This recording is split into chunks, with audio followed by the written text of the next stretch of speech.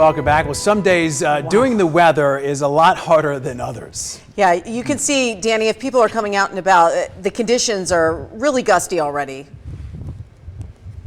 Yeah, the front is approaching the valley as we speak. These wind gusts were forecast to land between 20 and 30. I would estimate probably closer to 50. We're still waiting for our data to kind of pop in. It refreshes every 15 minutes or so, but the stanchions by the strip all blowing over. We're here at Beer Park, and the heaters were starting to go. Our camera was falling over, so yeah, this is pretty intense. Now, remember, by midnight, we do expect the bulk of this front to have cleared the area. Still going to be breezy, but the rain that we're tracking should be gone. Want to get you a quick check of the radar. We're about to see showers move in, and these gusts continue to increase. We expected that. We expected this rain chance. The wind is just overperforming for what models were indicated, but this is what the Desert Doppler looked like. You see those showers to our north and west. They're tracking south and east. They'll slide into the rest of southern Nevada.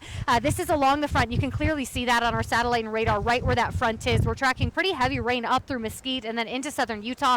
This will continue tracking through. I would say within the next couple of hours this is gone. Temperatures behind the front will drop drastically. It is still very windy out here, and this is kind of the big picture. So once we can get this front to officially clear us, we're moving those clouds out. So by midnight, we expect the cloud cover to be gone, and there's no longer going to be a rain chance. But unfortunately, it does look like these gusty winds will stick around as we approach midnight tonight. This is a look at the out the door kind of planner, and you notice those wind speeds peaking right around 11 p.m. midnight. So unfortunately, we do expect the wind to continue, which really contributes to the cold feel. That wind chill factor going to be in full effect tonight. So although I would say about 2-3 hours from now, you no longer need the rain gear, you will still need to bundle up because it is going to be cold. This is a look at midnight tonight with air temperature in the low 40s.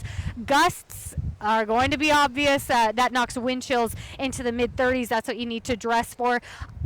It's not too pleasant out here right now, I'll be honest. It is feeling really windy, really cold. Trying to skip ahead to our 7-day forecast here and give you a look at, and I think even my internet is starting to go. What we'll expect for the rest of the weekend.